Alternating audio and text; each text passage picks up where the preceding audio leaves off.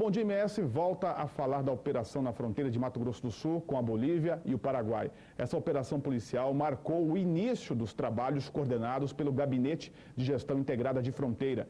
Na semana passada foi assinado em Brasília o termo de adesão entre o Ministério da Justiça e 11 estados brasileiros para colocar em prática o Plano Estratégico de Fronteiras. Sobre o assunto, eu converso agora com o secretário de Justiça e Segurança Pública do Estado, Vantuir Jacini. Secretário, obrigado pela presença aqui no Bom Dia MS. Bom dia, Ginés.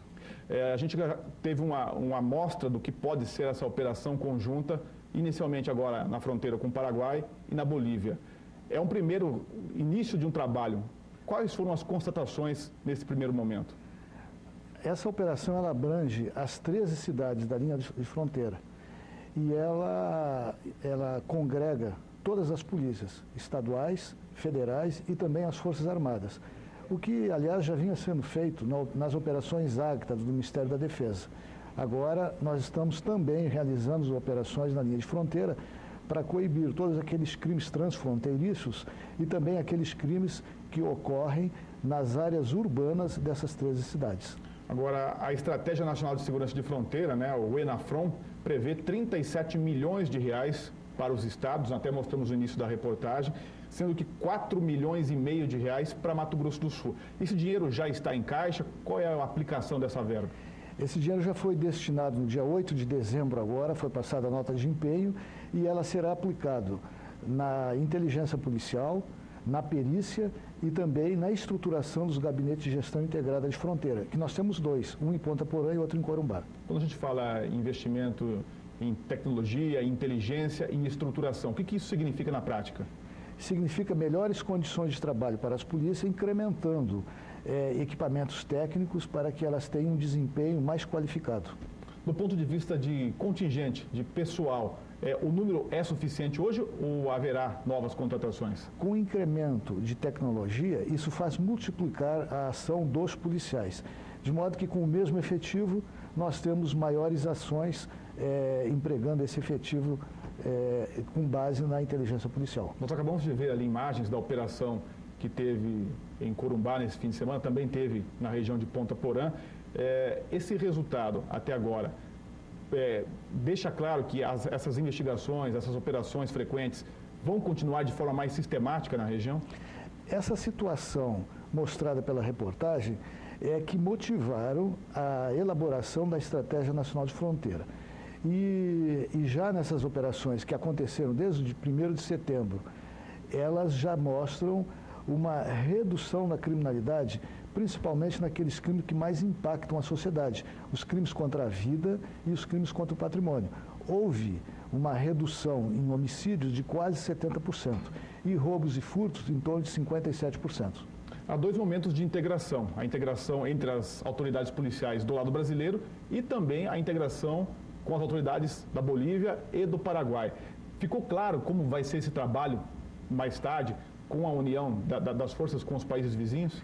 As polícias desses países já participam dos gabinetes de gestão integrada como convidadas. E elas agora, já nessa operação Unidos da Fronteira, já realizaram operações concomitantes em seus países.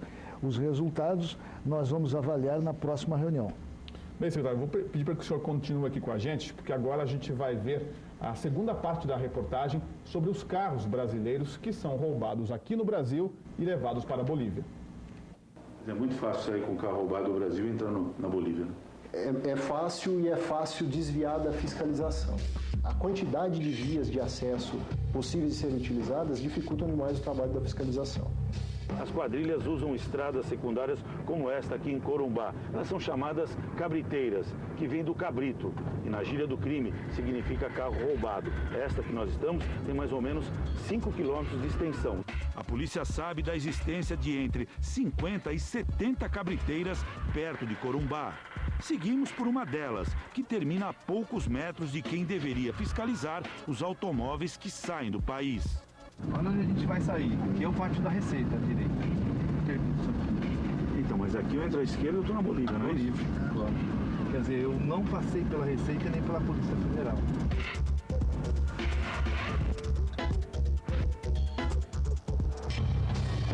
A Fiscalização fica por conta de uma série de câmeras espalhadas pelas principais rodovias que levam às fronteiras do Brasil. Elas são bancadas pelas seguradoras e fotografam todo o carro que passa. Se a placa coincidir com a lista nacional de veículos roubados, a informação é passada para a polícia. O carro passou e bate aqui. Mas aqui, perto de Corumbá, o posto da Polícia Rodoviária Federal está desativado por falta de pessoal. Aí, se um carro roubado é flagrado, simplesmente não tem policial para correr atrás.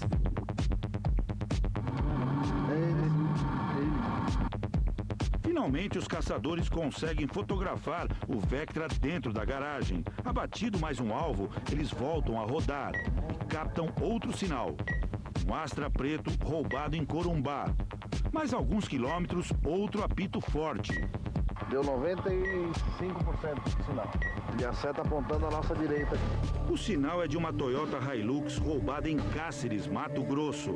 Mas os caçadores só conseguem o endereço à noite.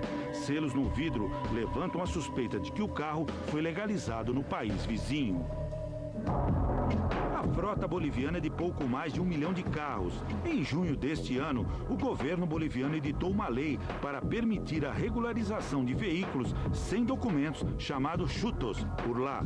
Recebeu pouco mais de 120 mil inscrições, ou seja, mais de 10% da frota estaria ilegal. O Brasil enviou uma lista com dados de 2 milhões e 400 mil carros roubados aqui nos últimos 10 anos e não recuperados. O cruzamento dos dados revelou a existência de 4 mil veículos com queixa de roubo no Brasil, rodando na Bolívia. Até agora, 487 foram apreendidos, mas nenhum ainda voltou para o Brasil. Nunca imaginei que o meu carro estivesse rodando livremente com uma placa oficial, né? Realmente é assustador, né? 85%. Entra direita, primeira direita de novo. Aqui a gente chegou perto de uma oficina mecânica.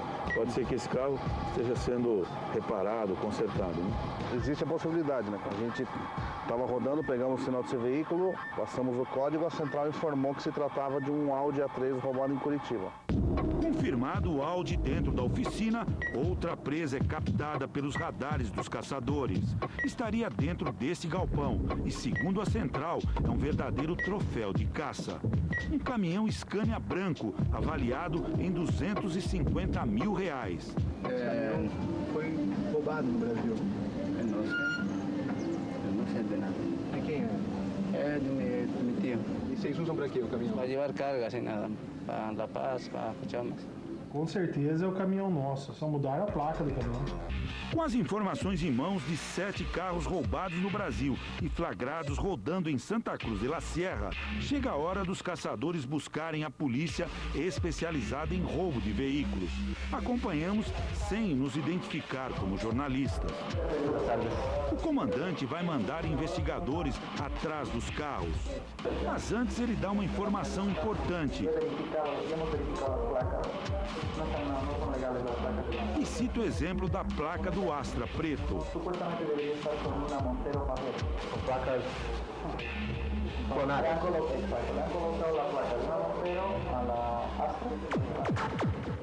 Na rua, os policiais apreenderam 4 dos 7 carros que localizamos. O caminhão Scania e o Audi A3 sumiram depois que foram flagrados por nossa reportagem. A Pajero, segundo a polícia, não foi apreendida porque teria sido legalizada em 2002 por uma lei parecida com a de junho. As duas peruas, a Mitsubishi L200 e a Hilux, estavam com chassi adulterado e foram apreendidas.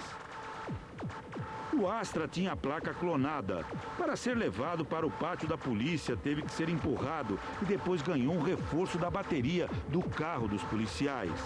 E o Vectra, que tanto trabalho deu aos caçadores, acabou sendo pego em frente à delegacia, onde o dono boliviano tinha ido sossegadamente tratar de algum outro problema. 4 apreendidos foram parar neste pátio e se juntaram a outros 500 que a nova lei boliviana identificou como fruto de roubo em território brasileiro. Vão aguardar até que o governo boliviano decida se e como vai mandá-los de volta ao Brasil. Nenhum dono foi preso.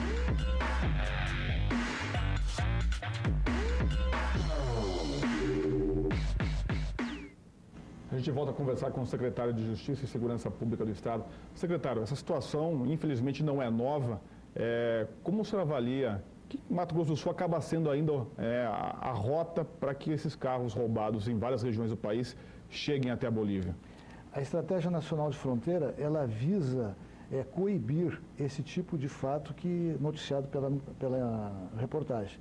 E assim, nós pretendemos, através de operações sistemáticas, com equipes fixas e móveis, enfrentar esses tipos de crime. Essas operações no qual o senhor se refere, já tem prazo, já tem um cronograma de trabalho ali na região? Já tem um cronograma para todo o ano de 2012, mas evidentemente que os inícios dos operativos, eles são mantidos em sigilo. Agora, essas operações consistem em focar mais na questão das estradas federais ou também nas estradas, como a gente viu na reportagem, no início da reportagem, aquelas cabriteiras que eles chamam, né, que são aquelas vicinais que dificultam a fiscalização? A fiscalização vai ser em ambas, mas especialmente nas cabriteiras. Aonde tem posto das instituições, então eles irão aumentar os efetivos, os postos Esdras, o posto Lampião Aceso. Nesses locais haverá um incremento de fiscalização, mas nas cabriteiras nós teremos equipes fixas e móveis. O senhor esteve lá no fim de semana, inclusive visitando algumas cabriteiras. Qual é a dificuldade para aumentar esse monitoramento nessas estradas? São muitas cabriteiras, então só equipes fixas não são suficientes. É preciso colocar também as equipes móveis. Foi isso que eu decidi quando estive fazendo o reconhecimento das cabriteiras. Agora, em relação às pessoas que muitos têm o carro roubado no Brasil, mostrou até um carro lá de Corumbá que foi levado para a Bolívia. É difícil conseguir esse carro de volta, repatriar esse veículo? Enquanto eles estiverem apreendidos e ainda nos pátios da polícia boliviana e da polícia paraguaia, é mais fácil conseguir a devolução dos veículos. Depois que esses veículos internalizado e é legalizado, entre aspas, dentro daqueles países, aí se torna bem difícil fazer o retorno desses veículos. Legalmente, qual é o caminho? Aí o caminho é entrar no judiciário boliviano e paraguaio pedindo a devolução do veículo, provando a posse, a propriedade aqui no Brasil e mostrando que aquele veículo foi roubado ou furtado do Brasil. A título de orientação, a pessoa ela vai direto na justiça boliviana ou paraguaia ou ela conta com o apoio da justiça brasileira? Depende do caso. Poderá haver via justiça brasileira e também direto na justiça daqueles países. Secretário, só para a gente encerrar, o senhor falou que já não pode adiantar quando serão essas operações, mas elas continuarão já a partir de janeiro desse ano ou haverá ainda mais alguma operação prevista para esse ano? Haverá ainda para esse ano outras operações e para o ano que vem haverá muitas operações. Haverão. Tá ok, senhor. Obrigado pelas informações, obrigado pela presença aqui no Bom Dia MS. Obrigado, Ginês. Bom dia. Bom dia.